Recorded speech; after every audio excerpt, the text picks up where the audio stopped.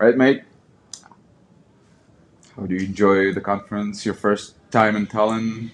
Yeah, man. Things like that? Yeah, first time in Tallinn. The weather's a bit typical British weather. It's been sun shines there. We've had all 4 seasons. Maybe not all four, all three. Yeah, it still gives me a feel of being a combination of few towns in Poland, to be honest. Because as you know, I live in Poland now. It's a bit of combination of Warsaw, Krakow, Katowice. But long story short, how's the conference so far? Yeah, Yeah. man, always good to see familiar faces, yourself, Alex, whether it's Mads or Kazradash, whoever. So always good to run into people. I think the talks have been really, really special. Kyle Roof's presentation was smashing. He's Absolutely always loved it. great. Yeah, Kyle's a lovely guy. But yeah, the hotel's amazing, the facilities and all of that. So I've heard a lot about the yacht party went really well. Unfortunately, I landed later, so I wasn't part of the yacht party. But yeah, looking forward to the pub crawl this evening. The real reason I'm here, and of course a bit more of education Yeah. tomorrow. Yeah. Well, the thing I really wanted to talk to you about in person is your transition from restaurants and wine expertise to like a totally different world of digital marketing and yeah, link building, stuff like that. I mean, how well did it go for you? Was it like a total change of worldview, let's say, when it comes to sales and things? Yeah, I think my world changed completely when I actually moved from the UK to Poland because I don't speak the language, completely different culture set. Um, so in terms of me being in a very different environment, happened 8-9 years ago when I moved to Poland, and since then I couldn't really do restaurants because of the language barrier. That's besides the case. I did actually end up becoming business partners in a couple of local restaurants. One went really well, the other one was an absolute shithole of a scenario. Then obviously go into teaching English, and I realized that all the expats who are there in Poland, no matter what they've done back home, most of them end up teaching English, as apparently that's the only thing going. But me being me, I was never satisfied. So I wanted to get into uh, actively doing B2B or B2C sales, and I started looking at opportunities. And then obviously when you knock several doors, a couple of great ones would open. So I somehow then from the restaurant thing transitioned into wine sales because I'm obviously also a certified wine sommelier. I used to do a lot of master classes, whether it's the UK or even in Poland. Um, and this gentleman who runs a big distribution unit in Poland in the town where I live, he came and offered me a job because I met him at one of the networking events. That's how things go. You meet people there. I said, fine, I'll go and do it. Worked with him for 2.5 years. Um, and then again in one of the networking events, my boss, Tom, who's the head of international growth at Press, over a gin and tonic, we met each other. And then he started texting saying, well, if I know someone for the German market, let me know. And I remember joking, oh, you got something against the English, or you don't want anything to do with the English market. He said, no, no, no, I'm actually looking for something. And I actually ignored that comment. It took me 6 months to convince myself by understanding 10% of the 6 meetings I had about SEO and link building. Because, for a commoner, who the fuck knows what is SEO? Yeah. I mean, I still don't know too much about SEO, but I think I know enough. So I took the leap of faith because I had done that ever since I left the UK. And financially, there was no sword hanging on my head that, oh shit, if I quit this, fuck, how am I going to put the bread on the table? No, my wife runs a successful marketing agency herself. There's really never an issue. So I take moving from the UK to Poland as a blessing in disguise, where I got to try certain things, got to test certain things, which kind of ties back to what all the SEO experts say, whether it's Kyle, Matt, Julian, keep testing in order to find out what's going on. So in a lot of ways, that applies to everyday life anyways. To be honest, when I joined Press, I gave myself 3 months.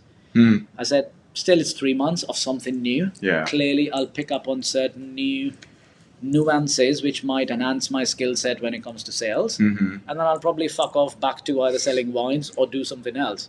But here we are, 2.5 years later, as the biggest market in WordPress, having phenomenal growth where from zero to we went to 500,000 MRR within 18 months. Not to mention the brand recognition, the brand awareness of WordPress in the English markets, which clearly is the most important, whether it's the US, UK, Australia, Canada. You know it. We know each other for a while. Yeah. Like, if I need help with anything apart from links, I'm pretty sure there's someone's influential enough on my contacts within the SEO industry where I literally have to drop a voice note and they'll very happily help me, And that's been, I mean, this year in particular, mate, since January. This is after Chiang Mai, last November, where we were there the first time. And then I really started rubbing shoulders with the actual top dogs, your Julian Goldies, your James Dooleys, your Jason Bernards, and all of them. Yeah. And I love it because that's what these people have been since day one, which has been very natural. They've been themselves. And I think I'd like to think that's the thing people enjoy interacting with me is I'm an open book. What's in my heart is what you'll see. You totally are. Do I know a lot about SEO? No. Do I know enough about link building? Yes. Do I know enough to be successful in the world of sales, no matter if I'm selling links or I'm selling this mic of yours? Yes. And simply that comes back from my experience back in the restaurants where, because of the high pressure, we were trained to identify customer profiles very quickly. What I mean by that is body language, how they're responding to your questions, what kind of phraseology or wordings they're using. And then it gets me, there are automatic triggers in my head which tells me, okay, because that gentleman or that lady has given me this answer, my next question should be X, Y, and Z.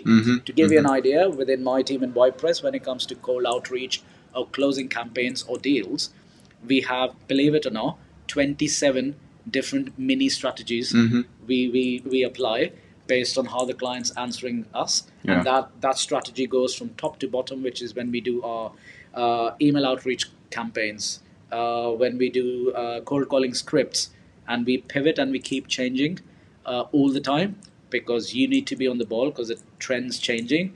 But then I obviously consume a lot of content on social media. I'm very active on LinkedIn as well. So I see all the other fellow sales leaders, but in different sectors. How are they doing their stuff? And mate, there are so many golden nuggets. And I think that's one thing people should learn. And I think I was talking about this, I think to Gregory Elfrink in the podcast he'd invited me. Could be one of those things where I said the problem with the SEO industry when it comes to sales is everyone discusses the same problem with a person who's having exactly the same problem. So all they do is, it comes like agony aunt, where they're moaning to each other, but there's no solution coming out of this. And I keep telling them, I said, guys, let's just look outside of SEO. Look at what other sales leaders or business leaders are running their business. There are some absolute golden nuggets to take and apply or tweak some of them in your SEO, whether you're doing tech SEO, whether you're doing PPC, whether you're doing link building, whatever. And that just opens up the mind. But then keep testing. Like literally 2 days ago, can't remember the lady's name, she put a blueprint out of how the cold email outreach got her success. And there's one liner which was there, which I've just started applying. So her title said, for example, if this was my WordPress, struggling to find quality links, question mark, then read the full email. This was in the title. And I'm testing it right now. Okay, does that increase my reply rate, for example? And also sales managers, business leaders out there who deal a lot with clients, I think they need to realize what is their superpower. And you can leverage that. Simple example, I was trying to help Umar Faizan from North Winner. And the one thing I said to him, because if you look at Umar, he's got that nice boy, nice guy approach. I said, mate, leverage that. Start using shorter loving names. So I've now renamed him or nicknamed him Umi. These kind of things. But the devil's in the detail, as Yeah. people say. The problem is, because people spend so much time on social media, they literally listen to what's there without applying their brain to it, and it becomes a bit of like that Pied Piper situation, Yeah. where you're just following stuff blindly without seeing what works for myself. Of course, I follow some industry leaders. I love taking advice from Matt Singers or from James Dooley or from Carl Hudson. Absolute legends, because they've done it and they're so clever.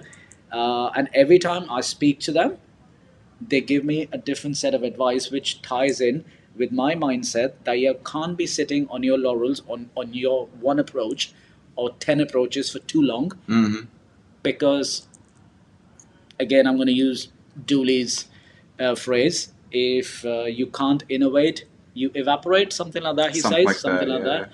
So for me, that's important. But again, that's driven 20 plus years being spent in restaurants. The first 5 years with Gordon Ramsay is because of this reason, where you need to keep testing stuff. You need to be ahead of the curve.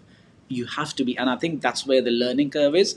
Even the ideology of, well, that's your learning curve. Now, for me, learning curve's not being uh, starting or learning stuff from the back. It's, for me, the learning curve is you're thinking 3 steps ahead. That is the learning curve. That's the definition of a learning curve for me. I hope I'm making sense. What I'm trying to say is, learning curve for a lot of people are, it's okay not to test stuff. It's okay not to over deliver, but I don't do it that. For me, first 6 months, any sales manager I hire in WordPress, I say, guys, your first 6 months are your most important.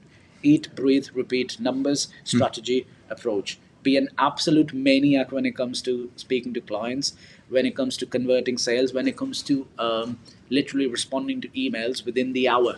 Once you've done that, you would have build enough authority and trust within the industry that you won't have to make a single cold sales call or email for the next 2 years, because your referrals would drive your KPIs and targets. And that's exactly last 6 months.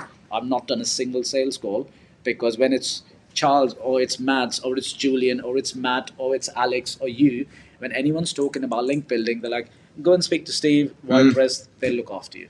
That's true. That's true. Yeah. Reputation, the experience, the testing, all that goes a long way. Really, really. Uh, I was going to ask you like tons of questions about sales. You've answered all of them. Sorry, mate. I get It's all good. too passionate when it comes to It's sales. all good. But I mean, that's what makes you you. So yeah. And one thing that you mentioned is that you're always like you can't remember the exact wording, but you wear your heart out. yes, right? yeah. Like, I wear You're my always heart out on there. my sleeve. Yeah. What's inside is, what seeing is believing kind of thing. Yeah. But I'm not going to sugarcoat Yeah. the And reality ever.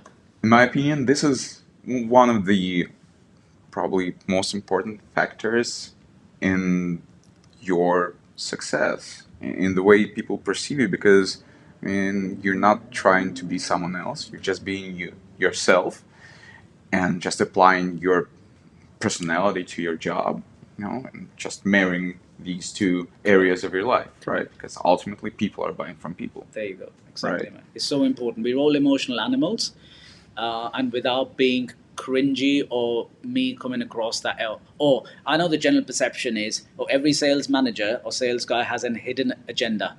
Not really, because if I can get the job done by just being myself and enjoying the ride and making friends in the meantime, there's nothing to. And you know how it is, mate. People are really clever now. Yeah. They'll see through bullshit and you being fake instantly. So Absolutely. that damage to whatever brand identity someone had has just gone down the drain anyways. Plus, you know what WordPress does. Link building's reputation is anyways shite. We're bottom of the barrel kind of thing.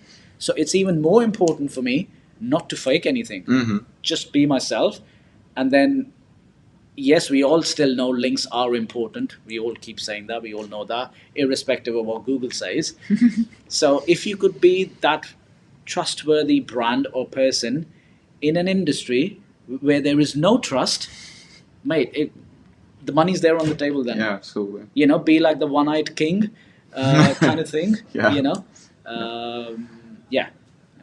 Yeah, awesome. Yeah, one last thing I'd ask you to share, probably. Like, what would you advise to those who not even start, but struggle these days, considering all the changes in the search engine algorithms and stuff like that when it comes to, yeah, sealing deals, not even selling stuff, but sealing the deals. Yeah, closing more. Yeah, closing more calls, kind of thing. Yeah. Calls, partnerships, collaborations, sales, whatever it is. Yeah, It's a right balance between managing expectations, yet at the same time knowing which risks you can take. There's another mistake I see lots of business owners or even sales managers do is they never take risks. Mate, trust me, my boss knows sometimes the risks I take. I promise stuff and then I go away, hang on a second, fuck's sake, how the fuck am I going to deliver all of that? But yet you find a way to do that. Because that's how people have become successful and rich. Where, yes, you manage expectations, so you are kind of over-delivering by taking those calculated risks. Obviously, I can't go and say I'm going to start doing Google Ads now, because that's really not what we do. But if I have a glimmer of a hope, my instinct says, I think I can pull this over the line. I think so. If I call X, Y, and Z, there's something to happen here. So I won't use the word go and gamble, but do take risks. It is so important. And I've got a big sense of ownership with WhitePress. So every penny I spend in strategic partnerships, that literally hits my pocket at the same time. Not to mention it hits my emotions as well, because I hate losing money, whether it's we doing our own conferences. So to your audience, people who struggle with sales or just getting more clients or keeping them happy as well is also quite important. Yeah. And I'm sorry, I'm going to take 30 more seconds about that. Because what we used to call in our restaurant environment the leaking bucket syndrome is if your churn rate is extremely high, you obviously are a dog trying to catch its own tail. So if you can keep all of them happy by just for some fantastic after sales service, but again that comes through you delivering value yourself, so that SOPs could be built for the further account managers you hire, and as a business leader, you should always be on the front line. I've seen plenty of business owners, they stop talking to clients now.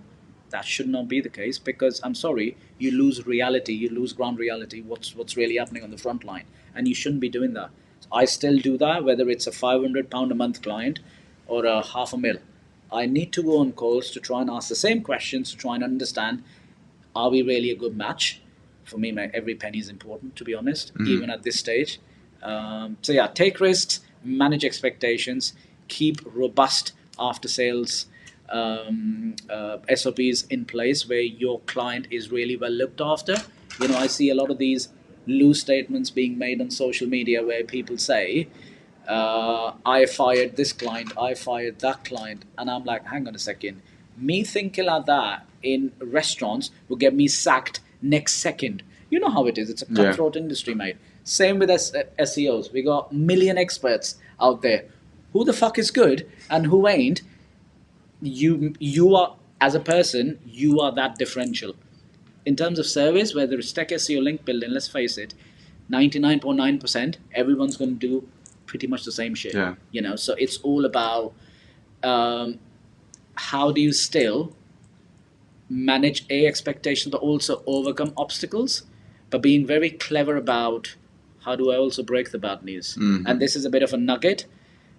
If I get a campaign to build 100 links over 3 months, and I know for a fact 23 of them, it's impossible, I'm not going to go and tell them in week 1. I'm going to build the 70 odd links first, glorify a lot of them, how hard we had to work. So you pace it in a way, it comes across as, oh fuck, I worked really hard for it. And then break the bad news in stages, by then giving alternatives, which just still keeps a smile on their face. So yeah, that's a bit of the last advice I'll give, mate. Awesome. Thank you, man. Thank you for doing this. My pleasure, mate. Yeah, good seeing you again. Yeah. Cheers. Always, always. Yeah. That was some really good stuff, dude. Like, really. Well, and yeah, you've researched